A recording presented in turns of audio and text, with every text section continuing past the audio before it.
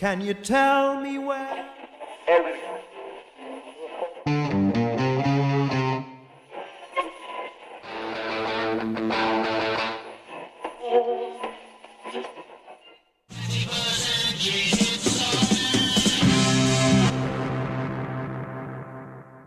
Fala pessoal, eu sou Kelvin Araújo, estamos aqui no primeiro vídeo do ano, no primeiro vídeo, entre muitas aspas, de 2025, né? Entre muitas aspas não, é o primeiro vídeo do ano, né, aqui no canal, embora eu esteja gravando ainda no fim de 2024, deixamos ainda uma certa frente de vídeos para serem postados agora em janeiro, início de fevereiro, antes da gente inaugurar, entre muitas aspas, a temporada nova do canal.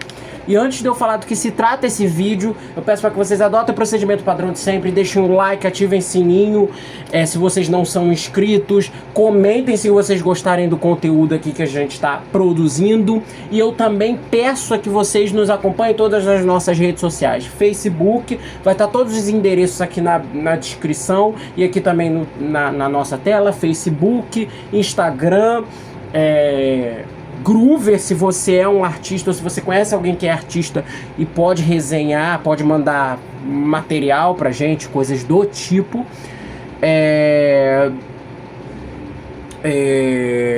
E também o nosso site, claro, nosso site Progland Música, que tem entrevistas com artistas, e a gente vai continuar postando as entrevistas aí ao longo desse ano de 2025, as que não puderem, claro, serem feitas aqui no nosso canal.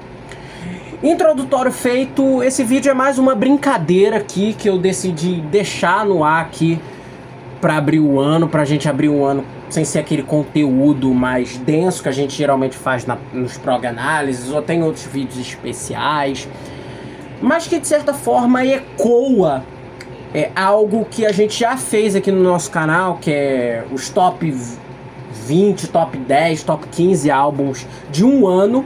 E agora em 2025 a gente vai fazer 50 anos de um dos anos mais icônicos do rock progressivo, que foi 1975, considerado por muitas pessoas como o início da baixa produtividade no gênero, o que eu discordo, mas ainda assim um disco que entregou muitos bons lançamentos, muitos bons discos, muitas estreias, e a gente vai fazer futuramente ainda esse ano um vídeo ou talvez uma live. A gente vai inaugurar lives esse ano mensais para vocês, né? Mas mais para frente a gente fala sobre isso. E essa série de vídeos, essa série de discos, na verdade, né, é muito extensa. Então eu decidi fazer 2 vídeos separados sobre o ano de 1975, e esse, digamos assim, vai ser um apêndice, embora venha antes do que a gente pretende fazer propriamente sobre o ano, a respeito de uma publicação de um jornalista / criador de conteúdo de rock progressivo chamado Jerry Ewing, né, que ele é um dos criadores, ele é um dos editores-chefes da revista Prog Magazine, que é uma das revistas mais conceituadas, se não a mais conceituada, uma subsidiária da Lauder, do grupo Lauder, né, que tem a Metal Hammer, a Classic Rock e a Prog, voltada ao gênero, que ele fez uma pergunta num dos grupos de rock progressivo que eu faço parte, e gerou uma discussãozinha legal, e eu achei legal trazer aqui, que é a respeito da fundação de um subgênero do rock progressivo, que é o pop progressivo. E ele fez uma declaração dizendo que o ano de 1975 teria sido o ano de estreia desse gênero, que rendeu todas bandas icônicas a partir dos anos 70, dos anos 80, Alan Parsons Project, a própria Kate Bush, mais recentemente outros artistas como Tame Impala, Everything Everything e coisas do tipo, né? Isso pra gente falar de artistas de maior relevância, maior penetratividade, né? De que esse álbum teria sido, de que o ano de 1975 teria sido o ano em que esse gênero entrou mais em voga pela quantidade de discos lançados e pela repercussão desses álbuns propriamente. E ele pediu para que pessoas nos comentários elencassem o que elas considerassem os 10 álbuns, entre aspas, fundadores do pop progressivo. E eu decidi entrar nessa brincadeira né? Só que eu vou fazer uma coisa diferente, né? Eu vou falar aqui no vídeo 10 álbuns de pop progressivo que eu considero discos que fundamentaram bases do gênero, mas discos não tão óbvios, e também procurei não colocar de outros anos a não ser 1975. Como o ano de 1975 foi um ano maravilhoso para o rock progressivo, eu decidi elencar discos desse ano.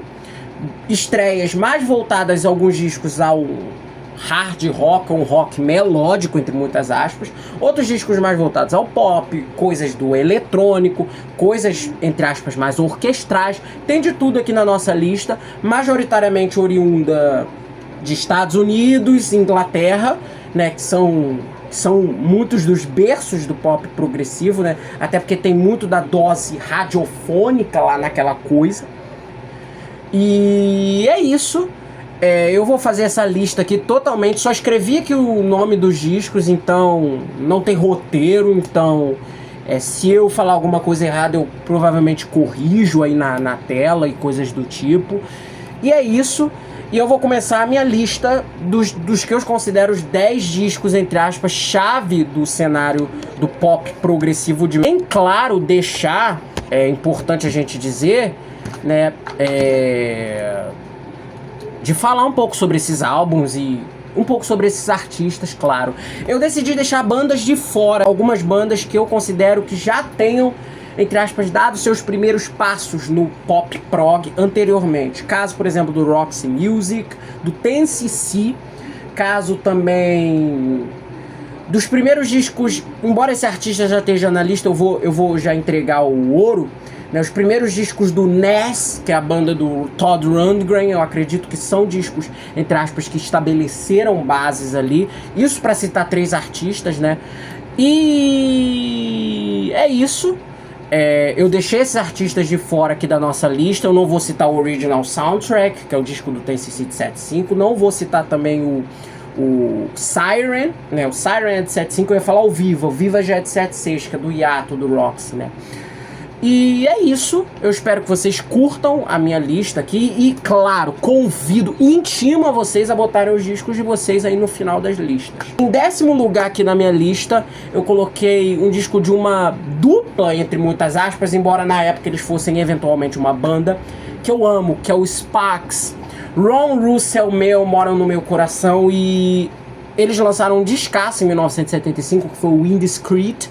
Né? O disco ele é um período entre safra, né, pro Spax, porque ele vem da época dos primeiros trabalhos, vem da fase glam deles, do Kimono My House, do próprio Propaganda, um pouco no Big Beat também, que é um disco seguinte, mas esse disco acabou não tão lembrado na história do Spax, seja lá por que motivo for, porque é um disco que é um disco mais experimental, ele abandona boa parte desse lado mais comercial desses discos prévios, mas abraça um pouco dos elementos da jazz, da música vaudeville, né, um pouco do music hall, da música clássica também, música orquestral, e forma uma fusão do art pop, do chamado pop progressivo, de forma linda, assim, de uma produção absolutamente incrível, né? As composições do Ron Mehl, né, que é o principal compositor, né, tecladista, entre aspas, da dupla, né,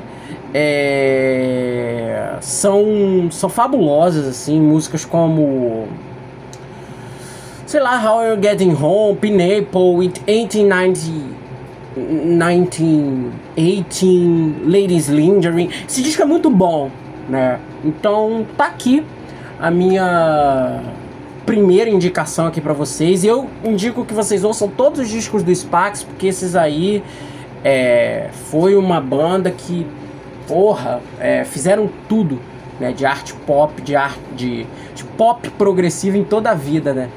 Falei inclusive de um disco deles recentemente numa das retrospectivas, o The Girls Crying From Hellette, um dos melhores discos de 2023 pra mim.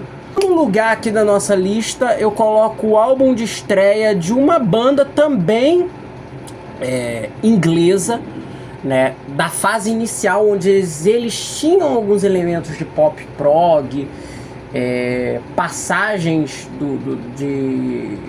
que remetem um pouco ao pub rock também, que é uma fusão de um rock mais direto com elementos do blues, mais sofisticados numa boa produção, né?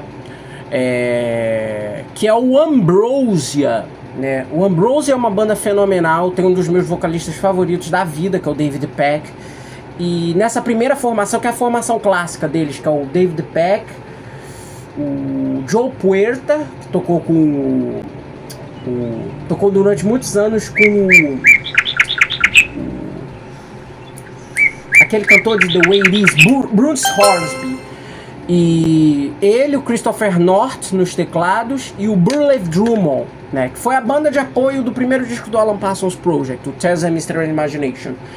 E os primeiros discos do Ambrosia, esse o Somewhere I Never Traveled, esse, sobretudo esse segundo, são calcados num pop progressivo, né, com alguns elementos do que muitas pessoas chamam pejorativamente de yacht rock, né? Odeio esse termo, mas é um pop progressivo muito melódico, com muitas passagens comerciais. Inclusive esse disco tem o primeiro grande sucesso deles, que é Holding On To Yesterday, mas com passagens um pouco mais improvisacionais, jazzísticas e músicas efetivamente mais rebuscadas e mais complexas em arranjos. Mama Frog, Drink of the Water, né? Aquela Nice, Nice, Very Nice, né? Então é uma dica para quem quer quem gosta também de um progressivo, um pouquinho progressivo, mas aquele lado comercial, aquela coisa da produção mais pop e tudo mais, que tá aqui no meu 9º lugar daqui da minha lista. O 9º lugar aqui na minha lista tem um disco que eu considero de intermediação, né, entre duas músicas, que é o entre duas eras, que é o Face the Music do Electric Light Orchestra, né? Ele abandona muito dos lançamentos mais orquestrais, barrocos, progressivos dos primeiros lançamentos, como Under Third Day, o Hello 2, né? Até o próprio debut, mas o debut tem muito dedo do Roy Wood naquele disco, então eu excluo. O próprio Eldorado, que veio antes desse, né? E ele já apresenta a ponte para a fase mais comercial, pop, mesclando muitos desses elementos dos discos seguintes, o New World Record, principalmente o Out of the Blue, né? Que veio a ser o ápice da banda nesse período. E eu adoro esse álbum, eu considero ele um disco muito dessa ponte entre o lado comercial e o lado progressivo, mais barroco, orquestral, ou entre aspas, cinematográfico, como muitas pessoas dizem, né? Salvo engano, acho que é o disco de estreia do Kelly Grocott, né?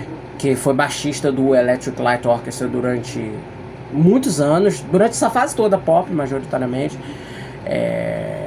Far On High, Evil Woman, Strange Magic, enfim, descasso que não podia deixar de estar de fora aqui da nossa lista. Último lugar aqui na minha lista, um disco de uma banda que é mais voltada a, entre aspas, o rock. Muitas pessoas consideram esse disco um dos mais roqueiros deles, mas a gente pode dizer que tem grandes doses pop, como o Barclay James Harvest viria a apostar nessa parte final da sua parte final nos anos 70, né, da sua carreira, que é o Honored Ghosts do Time Honored Ghosts, eu acho que é o nome, né, do Barclay James Harvest. E o disco, como eu falei, ele é uma ponte, né, entre o John Lees, o Willie Wolstenholme. Eu acho que o Mel Pritchard já tá nesse disco ou não? Eu acho que ele já tá. Enfim, dessa fase inicial da própria banda, né? É um disco que sem sombra de dúvidas representa essa ponte, né? E é um disco muito bacana, tem grandes músicas aqui, Beyond Grave, Moon Girl, One Night, enfim, grande disco, merece aqui demais a nossa colocação, né? É um Barclay James Harvest pré-fase Play to the World, né? Mas ainda assim vale bastante a pena vocês lembrarem. Também é um fim, entre aspas, de uma fase dessa banda, que é o Manfred Mann's Earth Band, a primeira fase da Manfred Mann's Earth Band, que é o Nightingales and Bombers. O Nightingales and Bombers é um disco em que foi o último álbum da primeira fase, entre aspas, quarteto, com Mick Rodgers nas guitarras e nos vocais. A gente fala inclusive isso na entrevista, porque Spirits in the Night, uma das músicas mais conhecidas da banda, é desse disco. E é um disco fenomenal, um disco que tem participações de também trabalhos orquestrais das cordas, né? E é um disco também que já tem muito da fase do som progressivo dos primeiros discos, mas mesclado, claro, a elementos pop que viriam ser investidos com mais afinco, com mais laivos artísticos na formação seguinte, com a entrada do Chris Thompson, primeiramente do Dave Flatt na guitarra. Aí depois entrou o Steve Waller, né? Aí saiu todo mundo, saiu o Chris Slade, Colin Patterson, enfim. E é um disco muito bacana, eu gosto. O disco não é só Spirits in the Night, o disco tem Crossfade, pra faixa título, né? Eu até abri aqui o repertório aqui no outro celular pra ver, porque é muito bacana, né? Pra dar uma colada, porque eu lembrava desse disco, mas eu queria falar o nome das faixas certinho, porque é um disco que eu não ouço há muito tempo. Então, sexto lugar aqui na nossa lista é o Nightingales and Bombers. Quinto lugar, outra banda que eu considero fenomenal aqui, né? Outra banda que também fez sua estreia em 1975. Uma estreia icônica, com uma capa icônica, com som icônico. Eu tô falando do Pavlov's Dog com Peppermental. Cara, David Surkamp, com aquela voz a la Geddy Lee, né? Super agudona. Steve Scorfina, uma bandaça americana, crossover prog total, uma coisa meio AOR, uma coisa meio, claro, progressiva, mas com os elementos orquestrais e tudo mais. Mas uma coisa que me chamou muito a atenção é que esse disco ele tem o pé muito forte no progressivo. Ele tem o seu lado radiofônico, é um disco curtíssimo, disco acho que não tem nem 35 minutos de duração, é um dos álbuns mais curtos, entre aspas, não só do ano de 1975, onde as bandas de progressivo já estavam fazendo discos maiores, como também um dos discos mais curtos, talvez da história do gênero em discos relacionados, porque 33 minutos para 8, 9 faixas que o disco tem. As músicas são bem enxutas, mas elas ao mesmo tempo retêm aquela dose de rock, aquele rock americanizado, o pop, e com elementos progressivos muito acentuados pelos trabalhos de sintetizadores, os trabalhos do violoncelo, da viola, do Siegfried Carter. Acho que esse é o nome dele, tô falando certo. E é isso. O ano de 1975 no rock progressivo rendeu esse descasso assim para nós, que também teve outros músicos que tocaram com Pavlov's Dog, enfim. Quarto lugar, a coisa tá afunilando. E em quarto lugar, né, eu tô agora falando aqui porque eu tava trabalhando e eu tava em dúvida aqui sobre quais posições ficariam os discos finais da minha lista. Eu fiz aqui na lista do caderno que eu fiz, porque tava totalmente diferente, eu não queria me confundir na hora de falar para vocês. Em quarto lugar, um disco de um artista. Eu falei que eu não ia falar da banda desse artista nesse vídeo, mas ele vai estar aqui no vídeo. Que eu tô falando do Brian Eno com Another Green World. O Another Green World, ele é um disco muito sui generis, né? Dessa primeira fase da carreira deles. Ele é o terceiro disco, ou quarto. Eu acho que ele foi lançado antes do Discreet Music, né? Eu não sei se ele foi lançado antes do... Eu não vou me lembrar agora se ele foi lançado antes do Evening Star, que é um disco colaborativo, né? Mas é o terceiro ou quarto disco solo do Brian Eno, dessa primeira era da carreira dele, antes dele se tornar um compositor voltado a ambient music, gênero que ele é considerado um dos pais fundadores. E o Another Green World, assim como os primeiros dois discos dele, que é o Taking Tiger Mountain e o Here Comes the Warm Jets, né? É um disco calcado no art pop, com elementos vanguardistas, elementos glams e uma pastiche, entre aspas, de rock and roll, fim dos anos 50 e início dos anos 60. Diferente desses discos, esse álbum é um disco que tem uma banda fixa, né? O Percy Jones e o Phil Collins, na época do Brand X, ambos, e esse último do Genesis, tocam no disco. Robert Fripp participa. O John Cale, salvo engano, eu acho que ele também toca nesse disco. E é um disco que reúne toda essa esquisitice pop glam dessa primeira fase da carreira do Brian Eno, que encerrou, que acabou no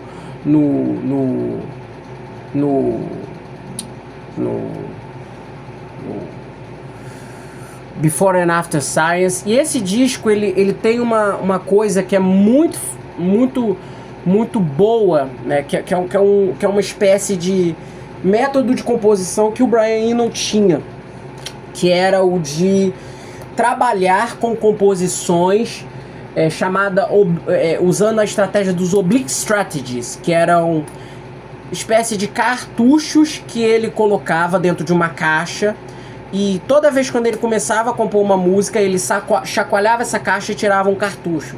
Esses cartuchos eles tinham diferentes estilos de escrita, de composição, que eram cartuchos que ajudavam aquela música a soar muito diferente do que ele já tinha feito antes. Então era um exercício de criatividade.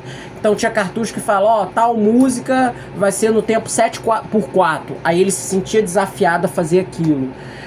Tal música vai ter um solo de violino.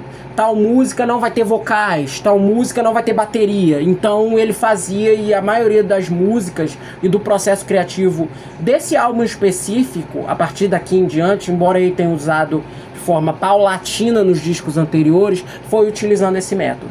Então esse disco ele é sensacional, um disco muito, muito bacana. Eu não vou nem destacar faixas, porque eu acho que vocês merecem ouvir todo o disco, como vocês merecem todos que estão aqui na nossa lista. Terceiro lugar aqui na nossa lista, um disco de um cara que eu sou fanático assim pela carreira dele, eu não podia deixar de citar aqui, que é um disco que é da fase transicional dele, né? Que é o Kevin Ayers com Sweet Deceiver, inclusive parceiro do Brian Eno. Eles em 1974 fizeram lá ele, o John Cale, o próprio Kevin Ayers e a Nico, aquela turnê conjunta de 74 que teve um quiprocó danado nos bastidores, mas deu super certo. Produção lá do Oil Haslow, que era o parceiro composicional dele. E esse disco ele marca um período muito importante na carreira do Kevin Ayers, que é a transição dele como artista experimental dos primeiros trabalhos para algo que ele viria gradativamente fazer nos discos seguintes da sua carreira e coisas do tipo, né? É um Kevin Ayers diferente lá do Whatever Brings Swing, do Banana Moore, mas é um disco ainda assim tão bom quanto, um disco com elementos pop, aquele lado bem experimental, vanguardista, meio quase atonal assim, do Kevin Ayers, mas é um disco que reúne boa dose daquele lado progressivo, mesclado a, claro, o pop bem feito e subestimado. Tem algumas músicas, não só desse disco, mas de fases posteriores da carreira do Kevin Ayers, que eu fico ouvindo falando, caralho, essa música que podia ser um hit, assim, né? E é um disco que vale a pena a oitiva, um dos meus músicos favoritos da vida. Sweet Deceiver do Kevin. Segundo lugar daqui da nossa lista, o disco que eu considero aqui um álbum que é um dos meus discos favoritos também da vida, o disco de estreia de uma banda Tô falando do álbum de estreia do Split Enz, banda que começou nessa época. O Mental Notes, que é o disco que eu tô falando, é o disco da fase, entre aspas, teatral do Split Enz, troca de figurinos, terninhos coloridos, uma coisa quase que meio que Agents, né? Só que os Agents da Nova Zelândia e sem o aparato eletrônico. E esse disco, ele o Split Enz, né, dominado, claro, pelo o Tim Thiem, o Phil Judd, e o segundo, o próximo, que foi produzido inclusive pelo Phil Manzanera, colega de banda do Brian Eno no Roxy Music, que é o Second Thought. São maravilhosos, assim, são aulas de pop progressivo, de um progressivo...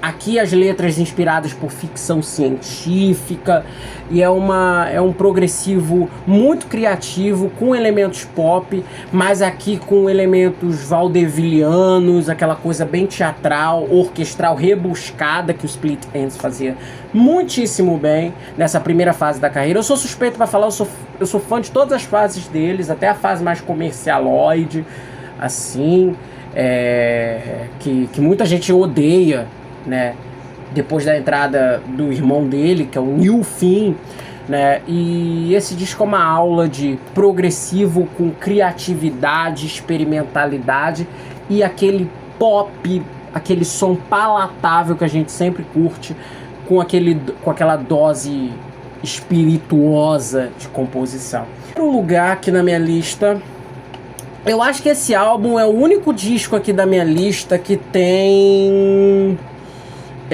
uma suíte.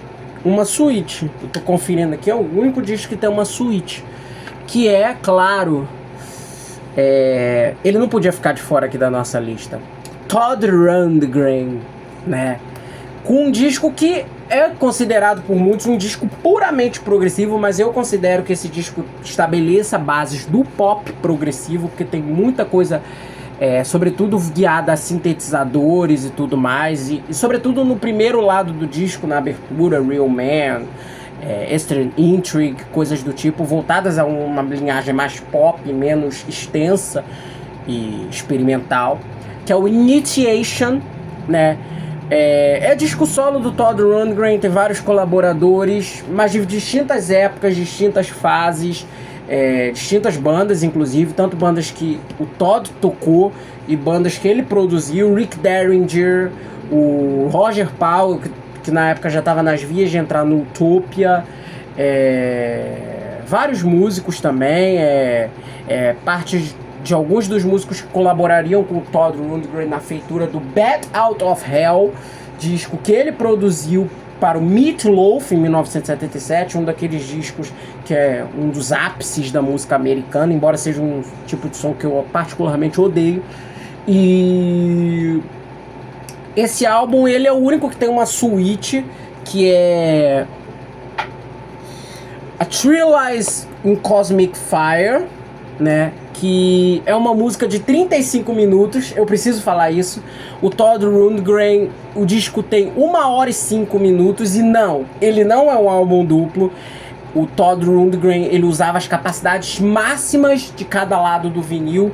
Isso, infelizmente, afetou um pouco a produção dos trabalhos dele na época, porque os lados do vinil, eles têm uma frequência certa sonora, então você não pode ultrapassar demais aquela frequência, porque senão a música, ela é captada de uma qualidade muito fraca, muito ruim.